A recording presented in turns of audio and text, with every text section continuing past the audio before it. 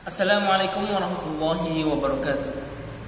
Hamdan wa syukurillah wassalatu wassalamu ala Rasulillah wa ala alihi wa ashabihi wa man walah, amma ba'd.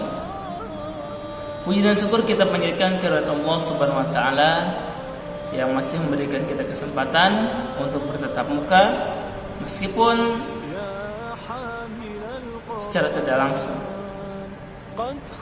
Salawat salam semua tetap tercurahkan kepada baginda kita Nabi Muhammad SAW yang senantiasa membimbing kita dengan sunnah-sunnahnya, menuntun kita ke jalan yang benar.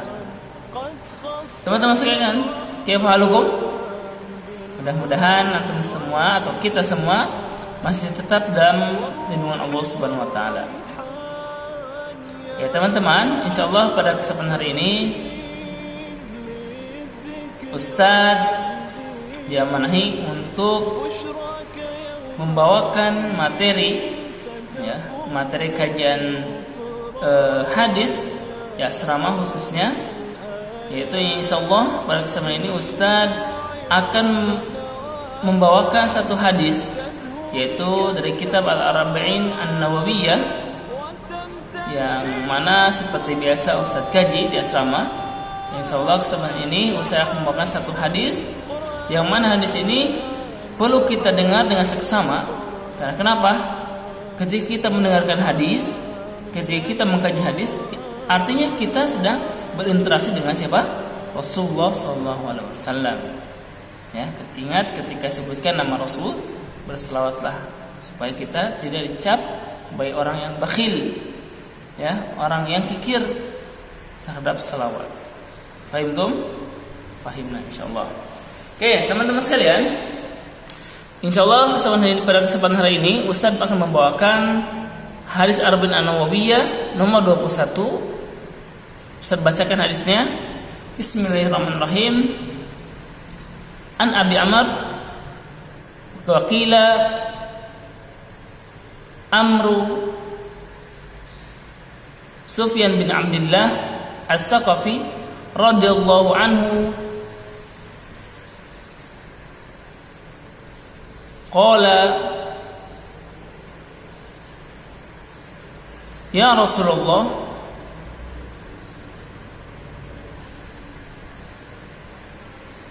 kulli fil islami qawlan la as'alu ahadan ghairak qala qul amantu billah thumma istaqim. Kira-kira ada yang paham? Oke, seruai lagi. An Abi Amr wa qila Amru Sufyan bin Abdullah As-Saqafi radhiyallahu anhu qala ya Rasulullah kulli fil Islam qawlan la as'alu ahadan ghairak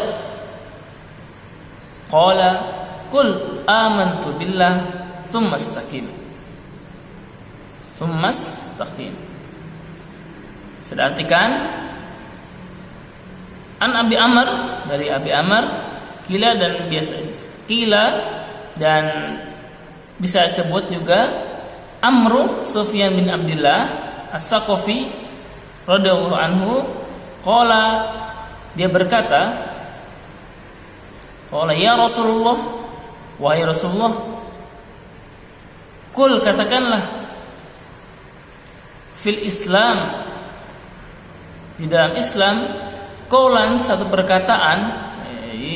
Dia berkata kepada Rasul, bertanya kepada Rasul, ya Rasulullah, katakanlah satu perkataan tentang Islam atau di Islam, la as'alu ahadan ghairak, yang mana pertanyaan ini tidak pernah aku katakan, tidak pernah aku tanyakan selain kepada kamu ya Rasulullah. Qala, apa jawab Rasulullah? Qul, katakanlah, amantu billah tsumma istaqim. Katakanlah aku beriman kepada Allah, tsumma istaqim, kemudian istiqomahlah, berpegang teguhlah pada jalan yang benar. Oke, teman-teman sekalian, kira-kira tema untuk hadis ini apa? Ada yang tahu? Oke, tema hadis yang kita bahas sekarang yaitu tentang keimanan dan keistiqomahan. Oke. Rasulullah SAW memberikan jawaban kepada sahabat, yang mana sahabat ini telah menyiapkan perkataan atau pertanyaan yang istimewa, yang mana pertanyaan ini belum pernah ia tanyakan kepada seorang pun selain Rasulullah. Kemudian apa jawab Rasulullah kepada orang tersebut? Kul, katakanlah, amantu billah tsumma istaqim. Jadi intinya orang tersebut meminta wasiat kepada Rasulullah, meminta nasihat kepada Rasulullah untuk dijadikan pegangan oleh dia. Kemudian apa kata Rasul? Kul amantu billah tsumma istaqim. Rasul menyuruh supaya dia mengucapkan amantu billah, saya beriman kepada Allah, tsumma istaqim, kemudian berpegang teguh di jalannya. Itu artinya bahwa salah satu cara agar kita mempunyai pedoman yang sangat kuat, yaitu dua wasiat, dua nasihat yang Rasulullah sampaikan kepada Amr, yaitu beriman kepada Allah, tsumma istaqim, kemudian istiqomah di jalannya. Contohnya, kita sebagai thalibul ilmi harus tetap meluruskan hati kita, meluruskan niat kita untuk senantiasa beramal ataupun berkata sesuai dengan apa yang diridhoi Allah Subhanahu wa taala. Jadi keistiqomahan ini penting sekali, apalagi berhubungan dengan keimanan. Rasulullah SAW memberikan nasihat kepada Amr, itu berarti memberikan nasihat kepada semua umatnya, termasuk kita semua. Satu hal yang paling penting yang harus kita tanam dalam diri kita yaitu tsumma istaqim, kalimat tsumma istaqim, kemudian istiqomahlah. Kadang seorang bisa melakukan hal yang baik di awal, tetapi dengan istiqomah, dengan keistiqomahanlah ia akan diuji. Sebagaimana halnya kita di asrama misalkan dituntut untuk bukan itu, tapi untuk harus mengikuti kegiatan asrama, contohnya Al-Quran, menghafal, belajar Al-Quran, mempelajari hadis dan lain sebagainya. Kita semua pelajari itu pelajaran, tetapi ketika waktu kita di rumah, apa yang kita kerjakan? Ketika di asrama, sholat tepat waktu, berjamaah, ngaji Quran, baca Quran tidak pernah terlewat, qiyamul lail, tahajud dan sebagainya. Di asrama kita bisa melaksanakan. Kita introspeksi diri, apakah di rumah kita melakukan hal tersebut? Kalau tidak, berarti kita belum bisa memegang nasihat Rasulullah SAW, yaitu tsumma istaqim, kemudian istiqomahlah di jalannya. Jadi intinya apa yang Rasulullah SAW nasihatkan kepada sahabat, termasuk kepada kita juga, kita pegang baik-baik, karena itu merupakan amalan yang bisa mengantarkan kita kepada keselamatan. Istiqomah. Bahkan ketika menghafal pun kita dituntut untuk istiqomah. Tidak harus banyak.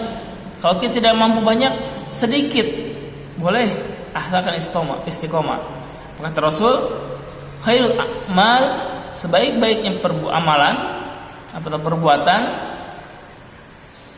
adwamuha, yaitu yang paling dawam, yang paling istiqomah, al-qasis, terus menerus kontinu, wa in qalla, meskipun sedikit. Contohnya, misalkan kita sekarang di rumah nih, waktu sangat banyak.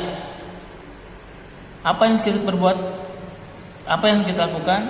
Agenda asrama kita maksimalkan, membaca Quran, terus, sedikit lama-lama menjadi bukit, sedikit satu halaman, 2 halaman, hari ketiganya, hari ketiga 3 halaman, terus sampai kita bisa istiqomah di misalkan 1 hari 1 juz kita targetkan.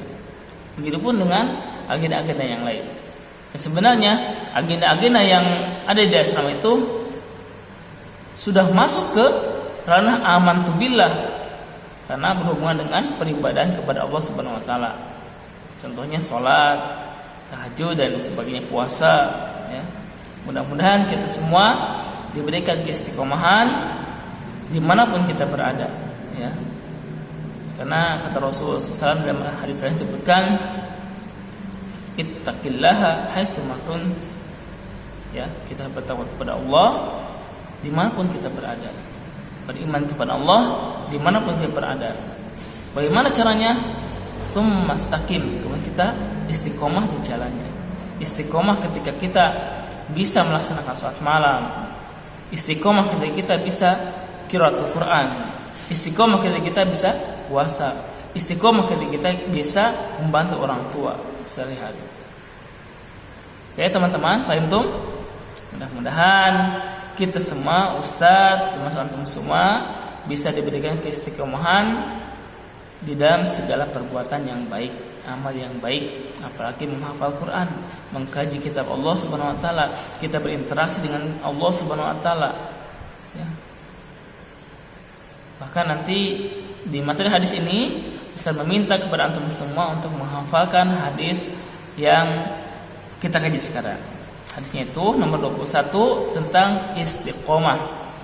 An Abi Amr qila Amru Sufyan bin Abdullah As-Saqafi radhiyallahu anhu qala Rasulullah sallallahu alaihi wasallam, ya Rasulullah, qul fil islami qawlan la as'alu anhu ghairak. Qala qul a'udzu billah tsumma istaqim. Katakanlah, aku beriman kepada Allah, tsumma istaqim, kemudian istiqomahlah di jalannya. Oke teman-teman, mudah-mudahan apa yang saya sampaikan bisa antum semua pahami ya. Intinya Ustadz mengajak kepada Ustadz dan semua untuk senantiasa istiqomah. Istiqomah ketika kita berbuat kebaikan, apalagi di rumah ya. Banyak sekali godaan-godaan ya. Jangan sampai kita termasuk orang yang disebutkan Rasul dalam hadis yang sebelumnya. Di hadis tarkuma la yakni, yang meninggalkan hal yang tidak bermanfaat. Itu ya.